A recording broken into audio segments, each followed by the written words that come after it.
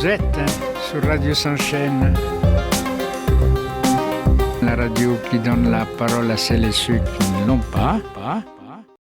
Chères auditrices, chers auditeurs, et nous voici avec notre 85e rendez-vous de nos tisanes philo, qui, comme vous savez, nous avons appelé vincianisme. Nous pouvons la réaliser grâce au soutien de Jean-Luc Ardit à la technique, ainsi je peux prendre librement le micro pour cette émission radiophonique. Encore merci de nous écouter. Bon, je commence de suite. Nos actes, croyons-nous, nous appartiennent. Nous les signons de notre prénom, les défendons avec fougue et dogmatisme ou les blâmons avec amertume et ressentiment. Pourtant, si l'on tend l'oreille au murmure du déterminisme, ce que Spinoza soupçonnait déjà avec une sagesse pré-neuronale et que Robert Sapolsky expose comme un concerto biochimique, il apparaît que ce que nous appelons choix n'est qu'une brillante illusion, un théâtre intérieur où la dopamine joue le rôle de metteur en scène. Spinoza nous prévient, les hommes se croient libres parce qu'ils sont conscients de leur action et ignorants des causes qui les déterminent. Ce que nous faisons, pensons, désirons serait alors le fruit d'une cascade invincible de facteurs biologiques, d'expériences accumulées, d'épigénétique, de stress prénatal ou d'un chagrin ancestral tapi dans les recoins humides de notre amygdale cérébrale qui contient les circuits de la peur. Le libre arbitre n'existerait pas, du moins pas sous sa forme vantée dans les brochures métaphysiques. Et pourtant, de cette illusion peut naître une vérité précieuse, celle de la compassion radicale, celle du refus de l'éloge paresseux et du blâme vindicatif, celle d'un monde qui ne juge pas, mais qui soigne. Comme le dit Albert Einstein avec tendresse et lucidité, un être humain est une partie de tout ce que nous appelons univers. Il fait l'expérience de ses pensées et de ses sentiments comme quelque chose de séparé du reste, une sorte d'illusion d'optique de sa conscience. Nous vivons bien souvent dans des bunkers cognitifs où le moi trône tel un petit dictateur fébrile. Enfermés dans notre culture comme dans une armure de velours, nous pensons avec des airs de tragédie grecque que notre vision du monde est une révélation universelle. Le syndrome du personnage principal nous pousse à croire que le destin danse pour nous, à nous tout seuls. Ajoutez à cela la servitude volontaire, se penchant à obéir docilement à nos propres prisons mentales, et nous obtenons une humanité bougonne, souvent déçue de vivre, en quête d'un bonheur qui porterait enfin notre nom dans les génériques. La Boétie écrivait déjà « Soyez résolus à ne plus servir et vous voilà libres ». Mais cette résolution suppose le courage de désapprendre ce que l'on croit être soi. Montaigne, dans sa sagesse mi-doutante, mi-amusée, nous souffle « Il n'est rien cru si fermement que ce qu'on sait le moins ». Ce que nous appelons nos idées sont souvent les héritières paresseuses de nos circonstances.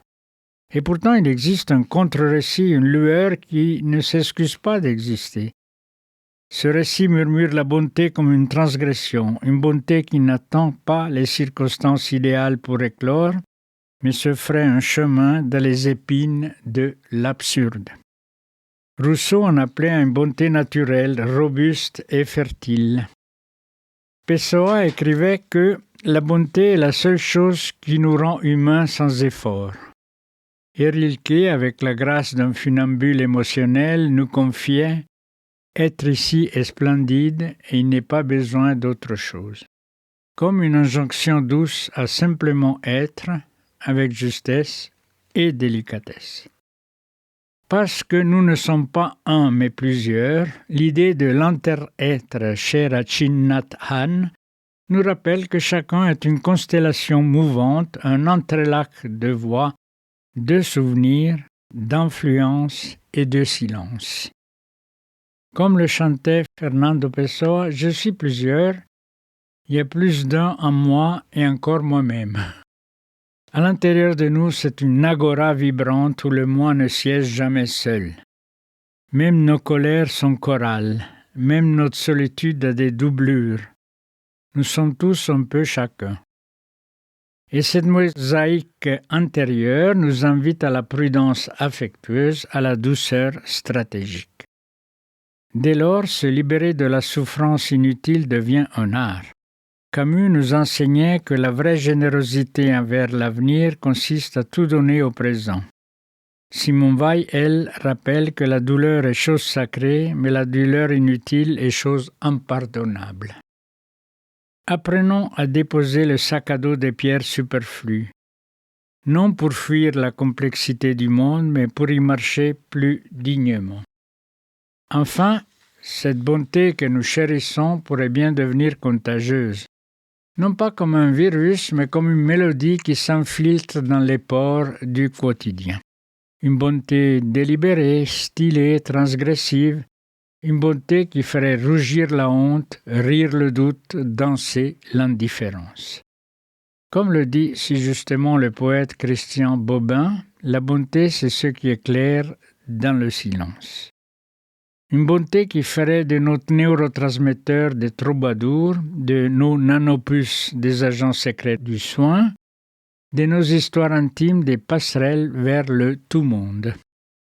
La bonté telle que nous l'avons évoquée, active, transgressive, contagieuse, trouve en Édouard Glissant un allié précieux. Car le tout-monde, ce concept poétique et politique, est une célébration de la diversité irréductible des êtres et des cultures, non pas comme mosaïque figée, mais comme flux vivant en perpétuel devenir. Glissant nous invite à penser un monde où l'identité n'est pas enfermement, mais relation. Je peux changer en échangeant avec l'autre, sans me perdre ni me dénaturer, dit-il, comme une invitation à une bonté qui ne craint ni le métissage ni le tremblement.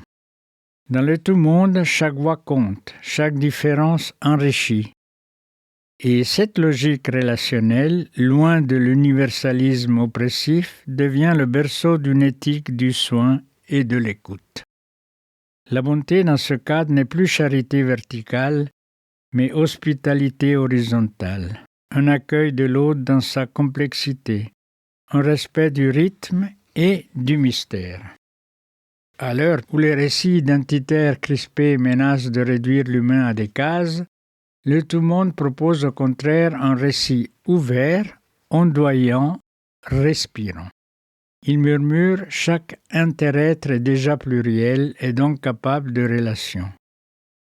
Qu'est-ce que la bonté sinon cette capacité à trembler devant l'autre et à demeurer en pleine vitalité aimante?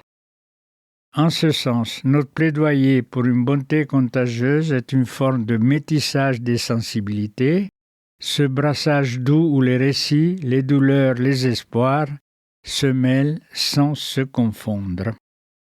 Une bonté qui ne cherche pas à convertir, mais à relier. Ainsi, habiter le tout-monde, c'est peut-être accepter que chaque geste de soin, chaque attention tendre, chaque refus de blâme est une manière de faire monde ensemble. Un monde sans centre, mais avec des milliers de points de contact. Et peut-être alors, pourrions-nous habituer nos vies avec une élégance nouvelle, celle de la tendresse qui ne s'excuse pas, celle de la bonté qui s'impose comme une vérité qui fait du bien à ceux qui la reçoivent, mais aussi à ceux qui osent la vivre. Et on termine ce plat du jour, non plutôt plat du jour, ce vincianisme. Je suis en train de préparer déjà une autre émission qui va s'appeler Plat du jour philo, mais ça sera pour l'année 2026. Vous êtes sur Radio Chansena, la radio qui donne la parole à celles et ceux qui ne l'ont pas.